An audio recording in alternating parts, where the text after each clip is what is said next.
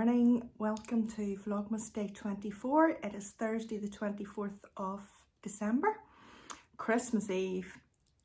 I've made it 24 days of Vlogmas and I hope you have enjoyed it as much as I have putting it together. Some days were sparse on content, but in the current climate I am just delighted that I was able to put something out and that you were able to watch it. So far today, I apparently in my sleep last night told Andrew that I wanted to go to town at 6 o'clock this morning. Now, I didn't sleep very early. I think it probably was well after 2. So I can't prove that I actually said that, but anyway, town we went early. I think it was maybe 7:30, and the shop was really quite busy. I was surprised, but we got through, got what we needed and got home again, and I have everything in-house that I need now for probably right through to the new year, apart from maybe some fresh vegetables, so that's good. You will have seen then that I have made the dough for a pizza. We're going to have that for lunch, and possibly what's left we'll have for tea. I just feel lazy today. I just want to knit and sit around. So I have the dough sitting, it's resting now for pizza, and I have started the first process of panettone. So it's working away in the bread maker, and I will add the final ingredients later on. So that's good, and that'll be the last of my cooking before tomorrow, I hope. Can't do much prep really till later on, so I'll just do it this evening. Tomorrow's quiet, it's just Andrea and myself and my mum all being well, so it's not a busy day by any means. The Sunday before, as I've said, is always our really busy Christmas lunch, so yeah, it has been quiet this year. But anyway, it's Christmas Eve, we'll leave all that to the side. We'll try and forget about the worries of the world just for a day or two, won't we? So my plans then for the rest of the day, I am going to get lunch over, and then I am going to meet with the girls on Zoom. We're doing a Christmas Eve cast on, some of us, and we're going to do a bit of knitting on that and have a bit of chat and a laugh, which will be lovely. Then I am going to watch Home Alone with my grandchildren. We have organised a cinema afternoon. They're going to be watching it in their house with, what did they say they had, popcorn and crisps, and I'm going to be watching it here, and I have peanuts and chocolate. This evening then will just be a quiet evening. Put the turkey in the oven about midnight, and he sits there, or she, don't know which, will sit in the oven all night then, and it'll be ready tomorrow about 12 o'clock. It takes about 12 hours to cook it very slowly, so that'll be nice. Our daughter-in-law is cooking the ham, so we'll do a swap tomorrow then of turkey and ham, and yeah, that's basically it. So I have my Christmas Eve cast on wound up, ready to go, and I thought I would show it to you. Isn't that just beautiful? That's the contrast, and that's the third contrast. And the pattern then is the inside Amy's boots, and the little hats I'm hoping will come out as Santa hats. So the plan is to have the cast on started before our Zoom meetup, because who wants to do a cast on and try and talk? No, it doesn't work. Okay, so I mightn't actually be able to pop on to chat again this afternoon, so I'm going to do the complete wind up here, and then if I get back on it'll be a bonus. Maybe not a bonus for you, but anyway, I just wanted to really say a huge thank you for everyone that has watched, for the so many new subscribers, and for the comments. I think as you watch a Vlogmas or a podcast, as a viewer, you underestimate the value and the positivity that it brings to the podcaster. I started this journey just a year ago now in January, and did not anticipate that on the 24th of December I would have over 800 subscribers. I started it just really to share my knitting, but also just as something to achieve myself, just as an accomplishment and something to have on camera for memories, really, I suppose, for myself or for the family if they ever looked over it. Not that I'm sure they'll ever want to look at me knitting and blathering to a camera, but you have no idea how much it means that people leave a comment and that people watch my podcast and have watched my Vlogmas. I also wanted to say, sometimes I talk about friends, and yeah, you can say, oh yeah, it's friend so-and-so and friend so-and-so else. But through my journey with podcasting and my channel on YouTube, I have made friends that I could safely say are closer than friends that I have outside my camera. And that means so much, and I don't think as viewers you really appreciate that. So thank you so much. Then the other thing I said I would do was a question and answer, and I'm going to do my 2 questions now, and Andrew's going to do his later, and I will pop them in. So 2 of the questions were for me, how did I meet Andrew? And I don't know if he's going to answer that side of it or not, so you'll see how much we know about each other. I started out working as a dental nurse, and I had to always stand at the corner of our local town to get the bus. At that stage, Andrew worked part-time for a pig farmer, and he came up the street each day as I was standing waiting for the bus, and I thought, yeah, there's somebody that's I don't know, I needn't say looks pretty, but anyway, there just was a connection with, and obviously there was with Andrew too, so we had a few dates after that, and 18 months later we were married, and have been now for 31 years past in November, and we've had three children who are all married and have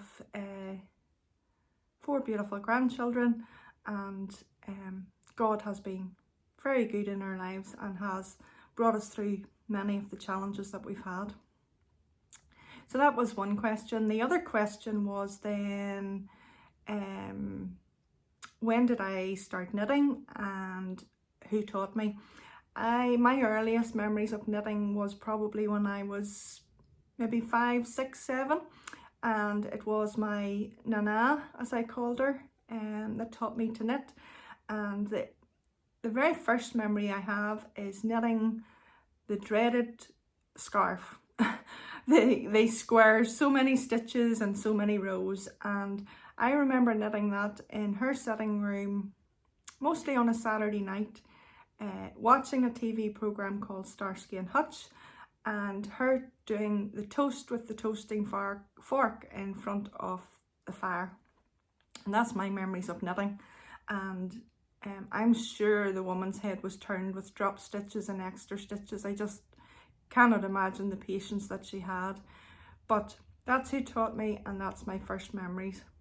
I did knit then off and on for years, and I remember knitting for the children before they were born, and I remember teaching them to knit, and they did blankets for charity in school. And then I suppose for quite a while after that, when I was working and the children were small, I didn't knit so much.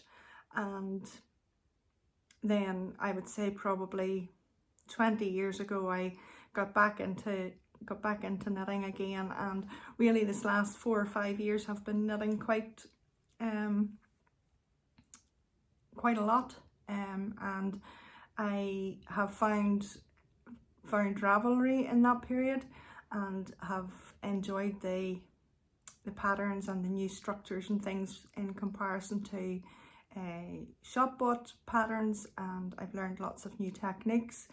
and I've also learned how to knit socks, as you'll know, which has become a real addiction. I can't call it anything else. It is a real addiction, and I love every pair of socks that I knit. So the other question then was with regard to socks, and that was, could I suggest a good pattern to start with? And the best place I can send anyone that wants to knit socks is to the Crazy Sock Lady YouTube channel on YouTube. And she last year did the summer sock camp, and she put up fantastic tutorials for knitting a plain sock. She covered from cast on to heel to toe, right through to even the Kitchener stitch on the toe. So that would be the best place to go to get tutorials in front of you, as well as the pattern. And with regard to socks, I think everybody develops their own recipe. You get a formula that you find fits, and then you tweak it. And I would say with every yarn you tweak it slightly as well. Maybe not every yarn, but every various base you tweak it. I'm casting these socks on now in BFL, so that knits up slightly bigger, so I will make sure that I don't knit too many rows for my foot, because that's where I would normally be my downfall. So you get to know. And I have always kept, if I can find it, I've kept the project book, and I showed you them yesterday. I showed you my old one, and I have two made. I finished them last night. So this is how I just decorated my sock one. And I find if you write down the yarn that you've used and the recipe that you've used, you'll start to see a trait coming through, and you'll know what's working best for you. So that would be definitely my recommendation for her to go, the Crazy Sock Lady. And she has lovely patterns as well that she sells on Ravelry, and I think maybe her Etsy shop as well.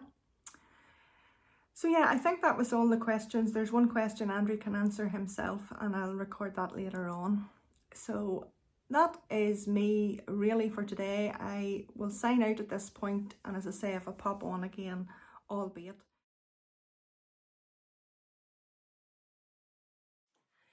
So I'm back.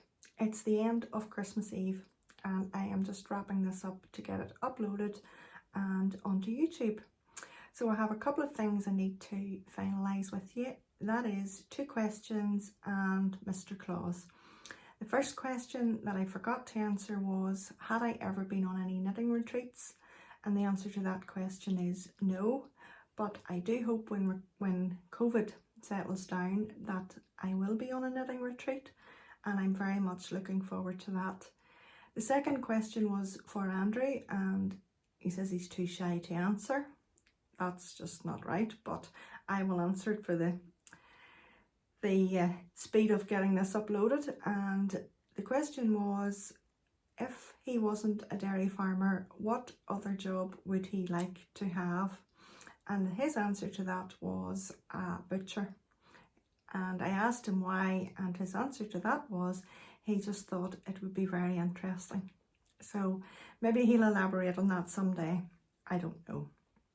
So I think that's all the questions answered.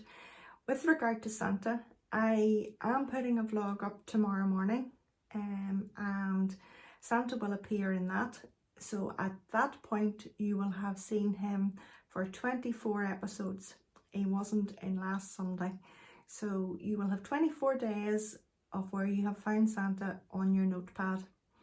And all you need to do is just drop me an email to the address which is below, which is knittingonthefarm@gmail.com, jotting down the 24 places that you've found him.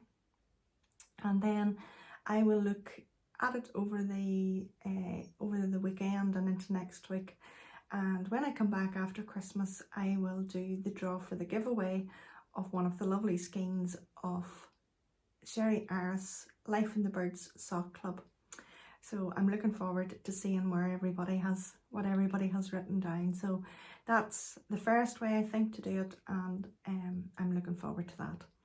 So that really leaves me just to say I have thoroughly enjoyed your company, and I have enjoyed putting the vlogs together, and I wish you and yours a lovely Christmas Eve evening.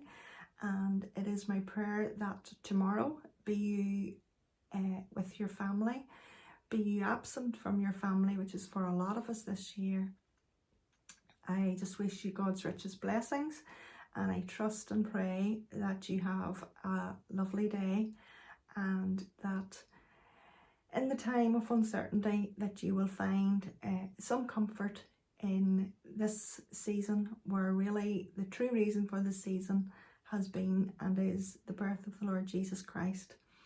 And I will say cheerio, and I will see you again tomorrow. Have a lovely evening, everyone.